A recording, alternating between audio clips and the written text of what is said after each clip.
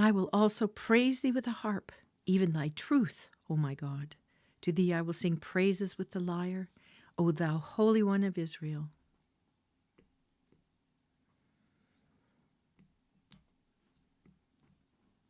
But the fruit of the Spirit is love, joy, peace, patience, kindness, goodness, faithfulness, gentleness, self-control. Against such things there is no law. Galatians 5:22 and 23.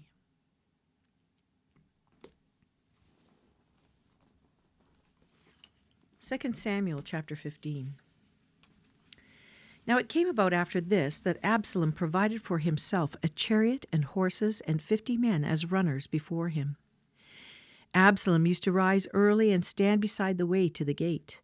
And when any man had a suit to come to the king for judgment, Absalom would call to him and say, "From what city are you?"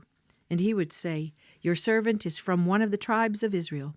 Then Absalom would say to him, "See, your claims are good and right, but no man listens to you on the part of the king." Moreover, Absalom would say, "Oh, that one would appoint me judge in the land, and that every man who has any suit or cause could come to me, and I would give him justice." And when a man came near to prostrate himself before him, he would put out his hand and take hold of him and kiss him. In this manner, Absalom dealt with all Israel who came to the king for judgment. So Absalom stole away the hearts of the men of Israel. Now it came about at the end of 40 years that Absalom said to the king, "Please let me go and pay my vow which I have vowed to the Lord in Hebron. For your servant vowed a vow while I was living at Geshur in Aram, saying, 'If the Lord shall indeed bring me back to Jerusalem, then I will serve the Lord.' The king said to him, 'Go in peace.' So he arose and went to Hebron. But Absalom sent spies throughout all the tribes of Israel, saying, 'As soon as you hear the sound of the trumpet, then you shall say, Absalom is king in Hebron.'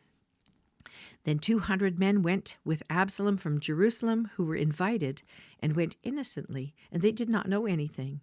And Absalom sent for Ahithophel the Gilonite, David's counselor, from his city Gilo, while he was offering the sacrifices. And the conspiracy was strong, for the people increased continually with Absalom.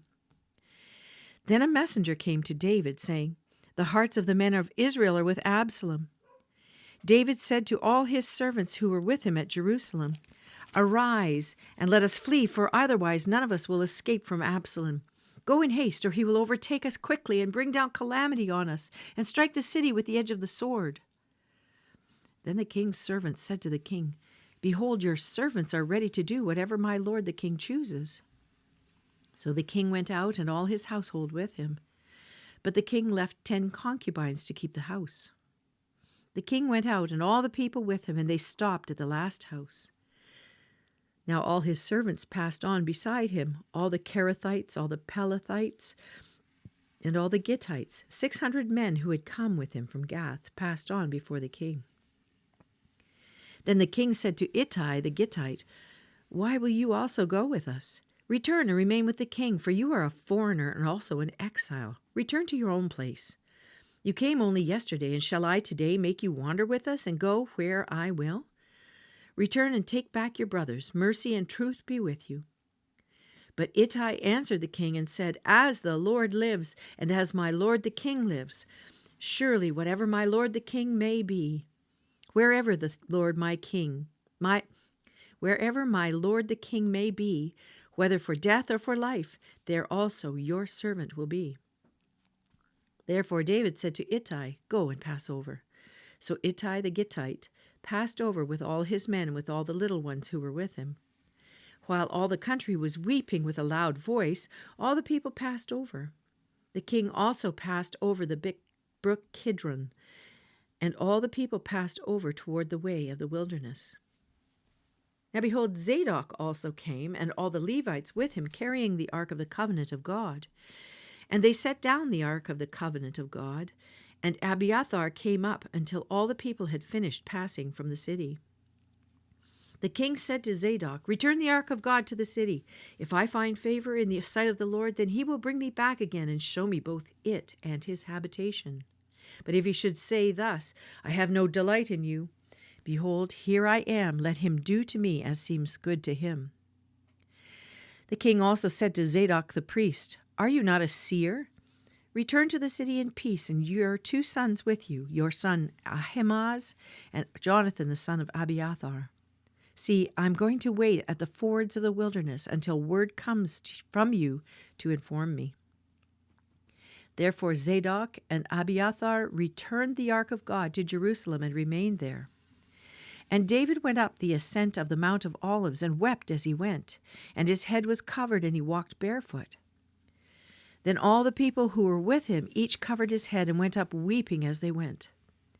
Now someone told David, saying, "Ahithophel is among the conspirators with Absalom." And David said, "O Lord, I pray, make the counsel of Ahithophel foolishness." It happened, as David was coming to the summit, where God was worshipped, that behold, Hushai the Archite met him, with his coat torn and dust on his head. David said to him, "If you pass over with me, then you will be a burden to me. But if you return to the city and say to Absalom, 'I will be your servant, O king, as I have been your father's servant in times past, so I will now be your servant,' then you can thwart the counsel of Ahithophel for me. Are not Zadok and Abiathar the priests with you there? So it shall be that whatever you hear from the king's house you shall report to Zadok and Abiathar the priests. Behold, their 2 sons are with them there, Ahimaaz, Zadok's son, and Jonathan, Abiathar's son. And by them you shall send me everything that you hear." So Hushai, David's friend, came into the city, and Absalom came into Jerusalem. 2 Samuel chapter 16. Now, when David had passed a little beyond the summit, behold, Ziba the servant of Mephibosheth met him with a couple of saddled donkeys, and on them were 200 loaves of bread, 100 clusters of raisins, 100 summer fruits, and a jug of wine. The king said to Ziba, "What do you have here? Why do you have these?" And Ziba said, "The donkeys are for the king's household to ride, and the bread and summer fruit for the young men to eat, and the wine for whoever is faint in the wilderness to drink." Then the king said, "And where is your master's son?" And Ziba said to the king, "Behold, he's staying in Jerusalem, for he said, 'Today the house of Israel restore the king of my father to me.'" So the king said to Ziba, "Behold, all that belongs to Mephibosheth is yours." And Ziba said, "I prostrate myself. Let me find favor in your sight, O my lord the king." When King David came to Bahurim, behold, there came out from there a man of the family of the house of Saul, whose name was Shimei, the son of Gera. He came out cursing continually as he came. He threw stones at David, and all the servants of King David, and all the people and all the mighty men were at his right hand and at his left. Thus Shimei said when he cursed, get out, you man of bloodshed and worthless fellow. The Lord has returned upon you all the bloodshed of the house of Saul, in whose place you have reigned. And the Lord has given the kingdom into the hand of your son Absalom. And behold, you are taken in your evil, for you are a man of bloodshed. Then Abishai, the son of Zeruiah, said to the king, "Why should this dead dog curse my lord the king? Let me go over now and cut off his head."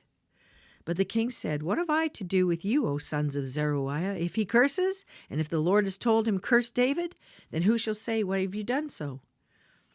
Then David said to Abishai and to all his servants, "Behold, my son who came out from me seeks my life. How much more now this Benjamite?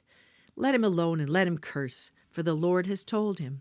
Perhaps the Lord will look on my affliction and return good to me instead of his cursing this day." So David and his men went on the way. And Shimei went along on the hillside parallel with him, and as he went he cursed and cast stones and threw dust at him. The king and all the people who were with him arrived weary, and he refreshed himself there. Then Absalom and all the people, the men of Israel, entered Jerusalem, and Ahithophel with him. Now it came about when Hushai the Archite, David's friend, came to Absalom, that Hushai said to Absalom, "Long live the king! Long live the king!" Absalom said to Hushai, "Is this your loyalty to your friend? Why did you not go with your friend?" Then Hushai said to Absalom, "No, for whom the Lord this people and all the men of Israel have chosen, his I will be, and with him I will remain. Besides, whom shall I serve? Should I not serve in the presence of his son? As I have served in your father's presence, so I will be in your presence." Then Absalom said to Ahithophel, "Give your advice. What shall we do?" Ahithophel said to Absalom, "Go in to your father's concubines, whom he has left to keep his house. Then all Israel will hear that you have made yourself odious to your father. The hands of all who are with you will also be strengthened." So they pitched a tent for Absalom on the roof, and Absalom went in to his father's concubines in the sight of all Israel. The advice of Ahithophel, which he gave in those days, was as if one inquired of the word of God. So was all the advice of Ahithophel regarded by both David and Absalom. Psalm 66, verses 8 to 15. Bless our God, O peoples, and sound his praise abroad, who keeps us in life and does not allow our feet to slip. For you have tried us, O God, you have refined us as silver is refined. You brought us into the net, you laid an oppressive burden upon our loins. You made men ride over our heads. We went through fire and through water, yet you brought us out into a place of abundance. I shall come into your house with burnt offerings. I shall pay you my vows, which my lips uttered and my mouth spoke when I was in distress. I shall offer to you burnt offerings of fat beasts with the smoke of rams. I shall make an offering of bulls with male goats. Selah. Proverbs 6, verses 27 to 30. A worthless man digs up evil, while his words are like scorching fire. A perverse man spreads strife, and a slanderer separates intimate friends. A man of violence entices his neighbor and leads him in a way that is not good. He who winks his eye does so to devise perverse things. He who compresses his lips brings evil to pass. John 7, verses 1 to 24. After these things, Jesus was walking in Galilee, for he was unwilling to walk in Judea because the Jews were seeking to kill him. Now the feast of the Jews, the feast of booths, was near. Therefore his brothers said to him, "Leave here and go into Judea, that your disciples also may see your works which you are doing. For no one does anything in secret when he himself seeks to be known publicly. If you do these things, show yourself to the world." For not even his brothers were believing in him. So Jesus said to them, "My time is not yet here, but your time is always opportune. The world cannot hate you, but it hates me, because I testify of it, that its deeds are evil. Get up to the feast yourselves. I will not go up to this feast, because my time has not yet fully come." Having said these things to them, he stayed in Galilee. But when his brothers had gone up to the feast, then he himself also went up, not publicly, but as if in secret.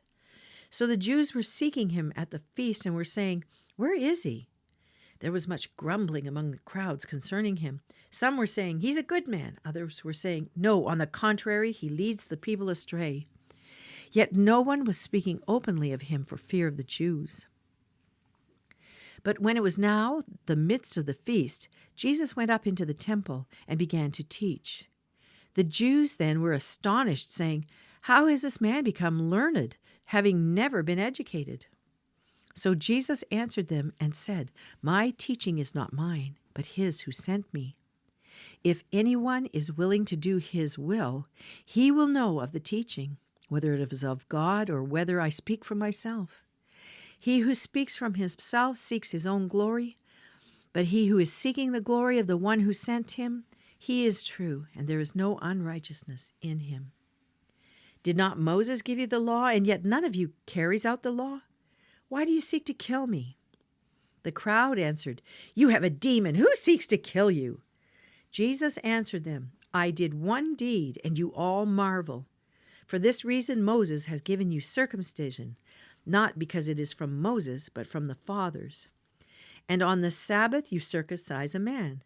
If a man receives circumcision on the Sabbath so that the law of Moses will not be broken, are you angry with me because I made an entire man well on the Sabbath? Do not judge according to appearance, but judge with righteous judgment.